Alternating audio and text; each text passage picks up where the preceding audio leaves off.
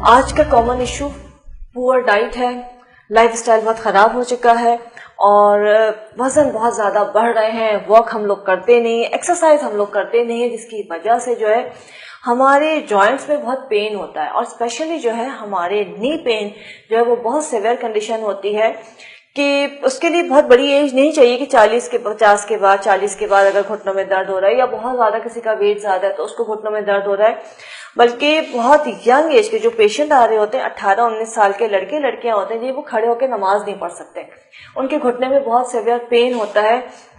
और इतने छोटे बच्चों को इतनी कम उम्र में अगर हम मेडिसिन पे डालते हैं तो वो उनके लिए नुकसानदेह होता है कि हम घुटने का इलाज कर रहे हैं लेकिन फिर उनके किडनी डैमेज हो रहे हैं। तो उसके लिए हमारे सुजोग में एक बड़ी जबरदस्त सी चीज है कि अगर आप वो अपना प्रेशर पॉइंट के ऊपर, वो सुजोग पॉइंट के ऊपर आप उसको अप्लाई कर लेते हैं तो घुटनों का जो दर्द होता है या जो बड़ी एज में घुटनों के अंदर से आवाजें कड़ की आवाजें आती है, जो लुब्रिकेशन खत्म हो जाती है, उन सब के लिए बेहतरीन चीज है। अगर आप करते हैं इसको डेली बेसिस पे तो आपको अंदाजा होगा कि घुटने का दर्द फौरी तौर पे ठीक हो जाता है। और घुटने के दर्द के साथ साथ एक और पॉइंट है, जो आप उसको करेंगे, पेस्ट करेंगे तो आपको अंदाजा होगा कि पूरी बॉडी का दर्द जो है वो फौरी तौर पे निकल जाता है, बुखार जो है वो खत्म हो जाता है। और ये कौन सा पॉइंट है और किस तरह से करना है मैं बताती हूँ। ये दो हमारे हाथ हैं, ये दोनों हाथ हैं, ये हमारा सर और फेस हो गया, ये दो बीच के जो हैं ये हमारे पैर होते हैं। घुटने में अगर दर्द हो रहा है आपको तो ये आपके घुटने हैं।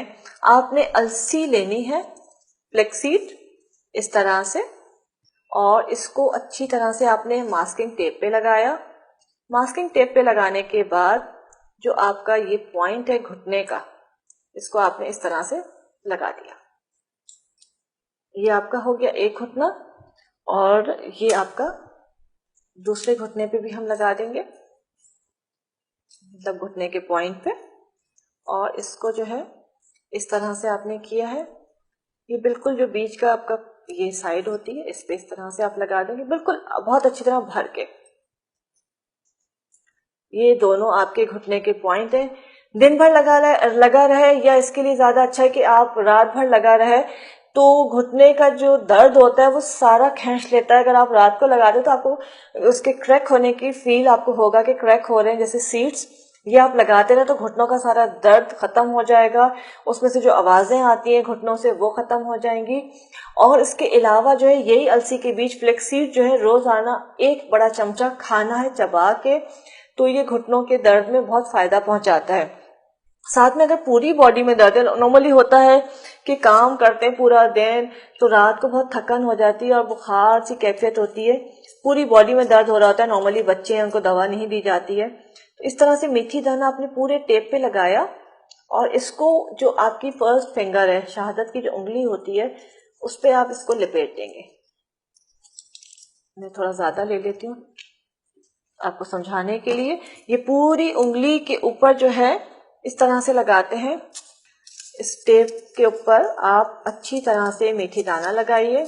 और ये समझ लीजिए कि आप सुबह जब उठते हैं, जैसे नॉर्मली मर्द शिकायत कर रहे होते हैं कि बहुत दर्द हो गया है, बहुत थकन हो गई है, आराम नहीं आ रहा है, क्या खाएं क्या करें, तो उसके लिए कि पूरी आपने पहली उंगली को जो है, जो आपका पॉइंट उंगली का, इस पे आपने मेथी दाना अच्छी तरह से भर के लगाना है।